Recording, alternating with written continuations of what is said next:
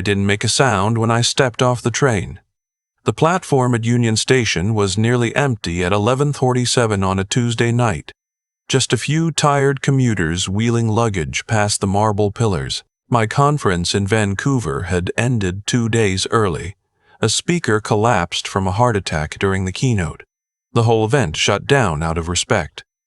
I'd tried to call home from the airport. No answer.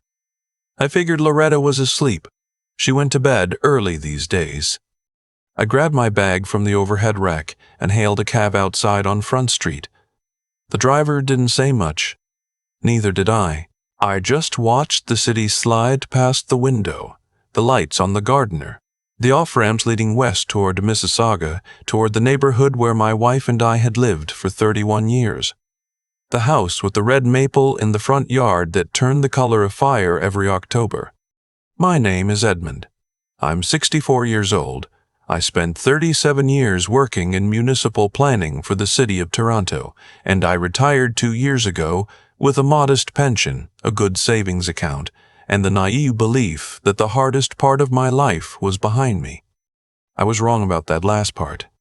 My wife, Loretta, had a stroke 18 months before all of this happened. She was 61.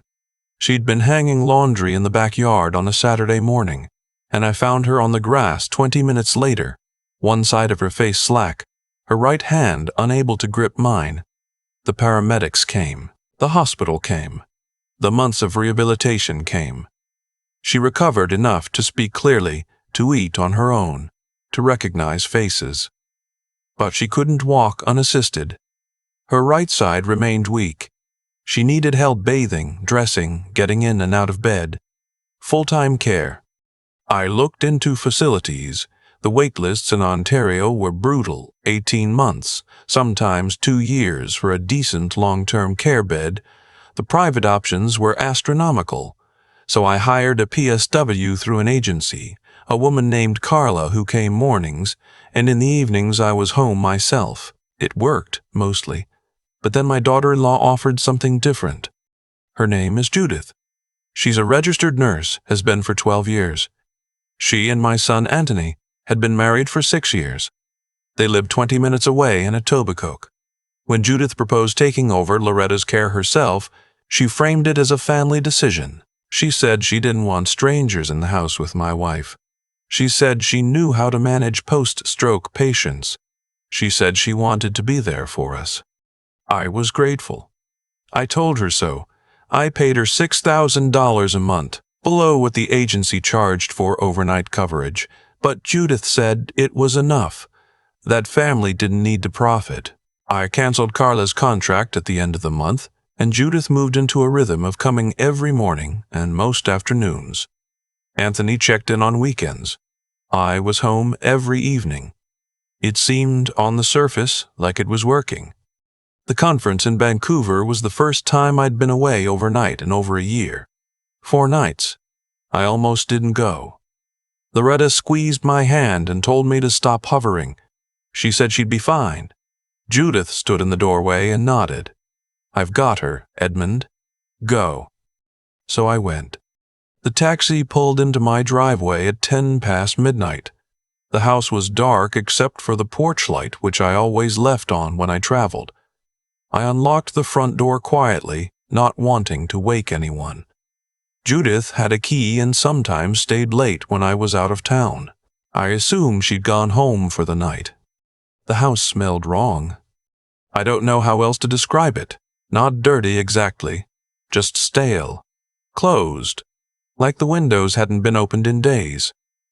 I set my bag down in the hallway and listened. Nothing. I walked to the kitchen. The counter had dishes stacked in the sink. Not a lot, but a couple of days' worth. A pot sitting on the stove with something dried at the bottom. I went upstairs. Loretta's room was at the end of the hall. I'd set it up on the main floor originally, but she'd insisted on staying in our bedroom, said it would feel like giving up. So we put in a hospital bed alongside our regular one, and I slept next to her every night. When I was away, she slept alone with the baby monitor I'd rigged to a speaker in the hallway. The monitor was unplugged. I noticed at first. I pushed the door open. The room was dark. I turned on the bedside lamp. Loretta was awake. She'd been awake, I think, for some time. Her eyes found mine immediately, and something in them, relief, I think, or maybe just recognition, made my chest seize up. She was lying on top of the covers, still in the same clothes I'd last seen her in before I flew to Vancouver, the same blue cardigan, the same gray trousers.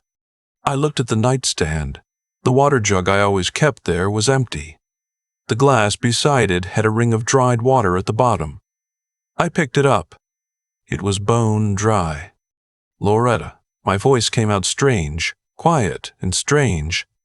She tried to say something. Her speech had been good since the stroke, mostly.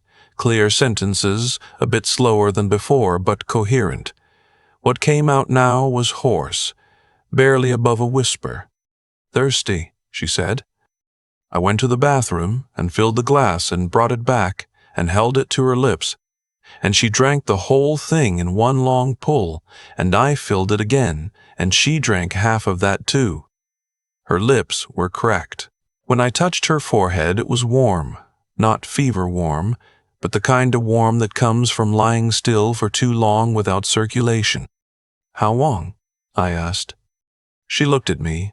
"I don't know," she said. I called out, but no one came. I sat on the edge of the bed and I held her hand, and I did not cry. I told myself I would not cry. I focused on her hand, on the weight of it in mine, on the slight curl of her fingers that was the best her right side could manage. I stayed with her for an hour. I got her water, then soup, opened a can of Campbell's chicken noodle, the kind she liked, and heated it slowly and brought it up on a tray. I helped her change into her pajamas. I changed the sheets because they needed it. I turned on the small lamp she liked and put on the radio, the CBC overnight broadcast, the one with the classical music that she said helped her sleep. I didn't call Judith that night. I sat in the chair beside Loretta's bed, and I waited until I heard her breathing slow into sleep, and then I sat for another hour after that, in the dark, with my hands in my lap. I was not a man who made quick decisions, never had been. 37 years in municipal planning teaches you that the first thing you feel is rarely the most useful thing to act on. You gather information, you document, you build a case before you make a single move. So that's what I decided I would do. The next morning, I called the home care agency, the one I'd been using before Judith took over. I asked them to pull Loretta's file, told them I was reconsidering our arrangement. The woman I spoke with was helpful, professional. She said she was glad I called. Then she said something that stopped me cold. She said the file had been updated 8 months ago. Updated with a note from a registered nurse, Judith's name, Judith's credentials, indicating that home care services were no longer required, that the family had transitioned to a private in-home nursing arrangement. 8 months ago. I asked her to repeat that. She did. I thanked her and hung up the phone and sat at my kitchen table for a very long time. 8 months. I had been paying Judith $6,000 a month for 18 months. For the first 10 months, she had apparently been doing the job. But 8 months ago, something shifted. She had contacted the agency herself, closed the file, told them services were no longer needed, without telling me, and the payments had continued. 8 months, $48,000. I went back through my bank records on my laptop right there at the table. $6,000 every month transferred to Judith's personal account, 31 transfers over the full 18 months, $108,000 in total, and for the last 8 months of that, according to the agency, no professional care had been registered or arranged. I needed to know what had actually been happening in my house while I was gone, not just the last 4 days, the last 8 months. I didn't confront anyone. Not yet. I called my doctor instead, told him I was concerned about Loretta's recent condition, and asked if he could arrange a home visit. He came that afternoon, a man I'd known for 20 years, and he was quiet and careful as he examined her. Afterwards, he sat with me in the kitchen and told me that Loretta showed signs of mild dehydration, some muscle deterioration from inadequate mobilization, and, he paused here, a slightly elevated sedative compound in her system that he wasn't entirely comfortable with, given that she wasn't currently prescribed anything in that class. He said he'd like to run a blood panel. I told him to run whatever he needed. While I waited for the results, I contacted a company that installed discrete home monitoring systems. A man came the following day, posing as a furnace inspector. I'd arranged that cover story in advance. He installed 2 small cameras, one in Loretta's room, angled toward the doorway, and one in the hallway outside, battery-operated, motion-activated, synced to an app on my phone. The whole job took 90 minutes. Then I waited. What I saw over the next 11 days, I will not describe in full detail here, because some of it I have not yet found the words for. I will say this. Judith came in the mornings, most mornings, for somewhere between 40 minutes and an hour. Some mornings she didn't come at all. On the days she came, she gave Loretta something in a small paper cup. Pills, I eventually confirmed, not part of any prescription I'd authorized. She prepared minimal food, usually left it within reach, but not always in a position Loretta could access independently. She changed the channel on the television and left. Anthony came on Saturdays. He looked comfortable, unhurried. He kissed his mother on the forehead and sat with her for maybe 20 minutes before going back downstairs. On 2 of the Saturdays I watched through the footage, I could hear faintly the sound of a television in the living room and another voice, Judith's, and what sounded like laughter. I watched my wife lie in a room where no one was taking care of her, and I documented every single minute of it. The blood panel results came back. Loretta had trace levels of a mild sedative hypnotic compound, not dangerous in the doses found, but consistent with regular administration without medical justification. My doctor filed a formal note in her chart and said that if I had grounds to believe someone had been administering unprescribed medication to a patient in his care, he had an obligation to report it. I told him I was building that case and asked for 3 more weeks. He gave me 2. I called a lawyer named Robert Haynes, someone who specialized in elder law and financial abuse in Ontario.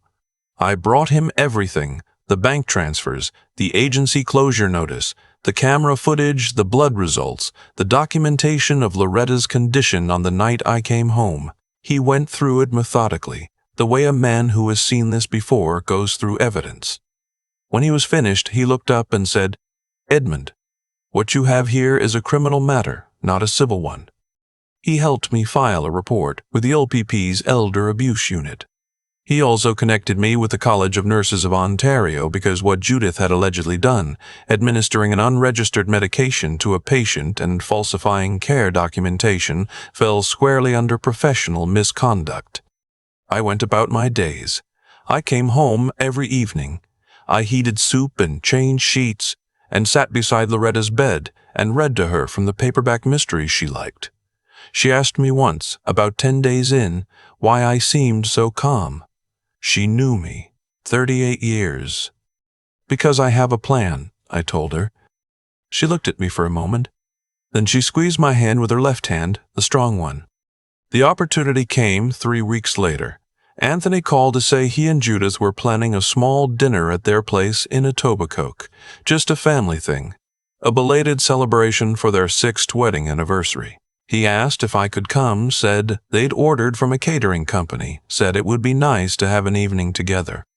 I said I wouldn't miss it. What Anthony didn't know was that I had spoken that afternoon with 2 officers from the Elder Abuse Unit who had been building the file on my end for the past week. They knew the address.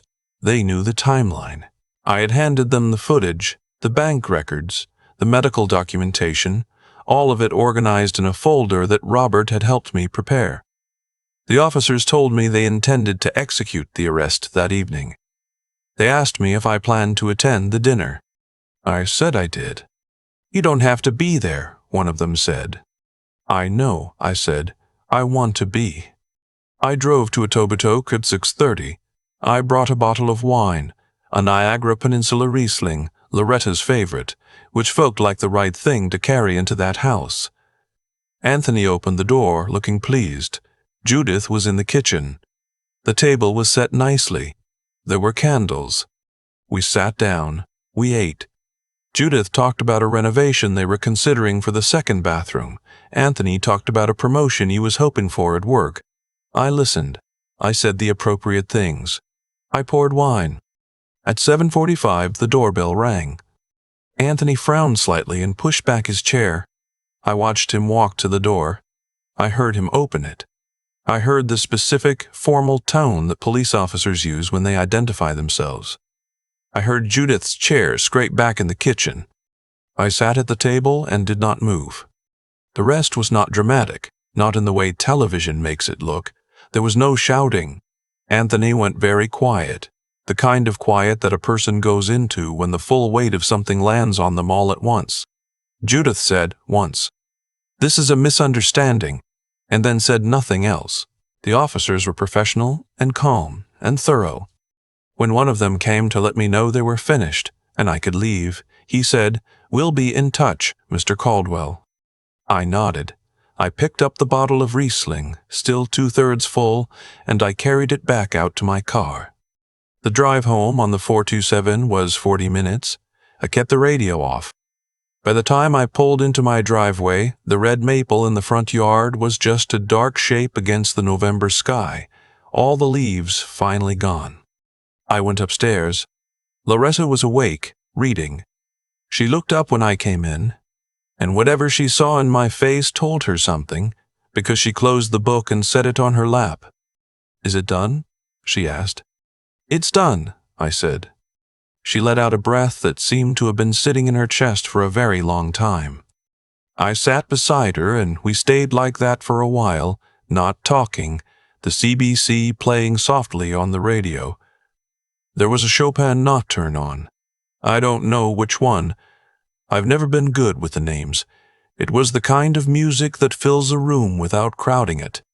In the months that followed, the College of Nurses suspended Judith's registration pending investigation. The Crown proceeded with charges under the Criminal Code: fraud over $5,000, criminal negligence causing bodily harm, and administering a noxious substance. Anthony retained a lawyer and declined to speak to me directly, which I accepted. A family is not a building. When the frame is compromised, you can't simply reinforce it with goodwill and pretend the damage isn't structural. I hired a new PSW through a different agency, a woman named Pat who had been working in home care for 19 years and who, on her first morning, brought Loretta a box of Tim Hortons Timbits without being asked because she'd read in the intake form that Loretta had a sweet tooth. Loretta laughed. It was the first time I'd heard her laugh in months. I also met with a financial advisor at my credit union and began the process of recovering what I could. The bank transfers were documented. The courts would determine restitution. Robert told me to be patient. I told him patience was the one thing I had an abundant supply at 64. I didn't sell the house. I thought about it. It was a big house for 2 people, one of whom couldn't climb the stairs easily. But Loretta didn't want to leave. She said the red maple in the front yard was worth staying for. I thought that was a reasonable position. I do get asked sometimes by people who know parts of the story whether I'm angry at my son. The honest answer is that I don't know where anger ends and grief begins with something like this. Anthony is my son. He has been my son for 38 years. I taught him to skate on the rink at Centennial Park. I drove him to hockey practice at 5:30 in the morning for 6 winters in a row. I stood beside him at his wedding and thought I'd done something right. I don't know how much he knew. I may never know exactly. The courts will establish what they can establish. What I know is that he let this happen in a house he visited every week, and that the woman who became his wife used her medical training to sedate a stroke patient for her own convenience. Those are facts. Facts don't change because the person who harmed you shares your last name. I will say this much. On the morning after the arrest, I drove to the rink at Centennial Park. I don't know exactly why. I hadn't been there in years. It was early November, and the outdoor rink wasn't open yet. Just the gray concrete and the boards and the empty nets. I stood there for about 10 minutes in the cold with my hands in my coat pockets, looking at the ice that wasn't there yet. Then I got back in the car, drove to the Tim Hortons on Dundas, got 2 large double-doubles and a box of Timbits, and went home to my wife. She was sitting up in bed with the radio on. She smiled when I came in with the coffee. We didn't talk about any of it. We just sat there in the morning light, drinking our coffee, the Timbits between us on the blanket, the radio playing something neither of us recognized, but both of us didn't mind. That was enough. For that morning, it was more than enough. I keep coming back to that empty water glass on Loretta's nightstand, the ring of dried water at the bottom. That detail stays with me more than the bank records, more than the footage, more than anything the lawyers said. Because it was so small, and it said everything. There's a version of this story where I walked into that room and lost my mind, where I called Anthony that same night and screamed at him, where I let the rage do the thinking. I understand that version. I felt it rising in me when I sat on the edge of that bed and watched my wife drink 2 full glasses of water, like she hadn't seen any in days. Because she hadn't. That feeling was real. I'm not going to pretend it wasn't. But I've lived long enough to know that the first thing you feel is rarely the most useful thing to act on. That's not wisdom I was born with. It took me 37 years of municipal planning meetings, of watching good ideas get destroyed by people who spoke before they thought, to understand that patience isn't passivity. It's a form of strength, the hardest kind, actually, because nobody sees it while you're doing it. What Judith did was a calculated thing. She used her training, her credentials, her position inside our family to make herself invisible while she took from us. That kind of wrong doesn't get answered with a phone call in the middle of the night. It gets answered with documentation, with patience, with evidence so airtight that there's no room left for doubt. That's what I gave to Robert, to the officers, to the college. Not my anger, my evidence. I think about what it takes to do what Judith did, to walk into that room every morning, look at a woman who trusted you, administer something that kept her quiet and compliant, and then go home and have dinner with her son. That requires a complete absence of conscience. Not a lapse. An absence. And the thing about that kind of person is that they count on the people around them being too shocked, too loyal, too afraid of the family fallout to act. They count on love being a weakness. It isn't. Love is what made me move carefully. Love is what kept me in that chair beside Loretta's bed every night while I built the case. Love is what drove me to the Tim Hortons that morning after, and came home with 2 coffees and a box of Timbits instead of sitting alone with whatever I was feeling. Anthony is my son. That hasn't changed. What he knew, what he chose not to see. That's between him and whatever he finds when he's honest with himself at 3 a.m. I can't carry that for him. I carried his skates for 6 winters and I drove him to every early practice, and I stood beside him at his wedding. I did my part. What he does with the man he became is his. What I know is this: the people who betray the ones who depend on them always believe they've found a way around consequence. They haven't. They've just delayed it. Loretta is sitting in our bedroom right now with the radio on and a box of Timbits on the blanket, and Judith's nursing license is suspended, and the Crown is proceeding with charges. That's not luck. That's what happens when you refuse to let the wrong thing stand without a fight. I'm 64 years old. I'm not a dramatic man, but I've learned that doing the right thing, doing it carefully, doing it with your eyes open and your hands steady, that's its own kind of answer, the quietest kind, and sometimes the most complete.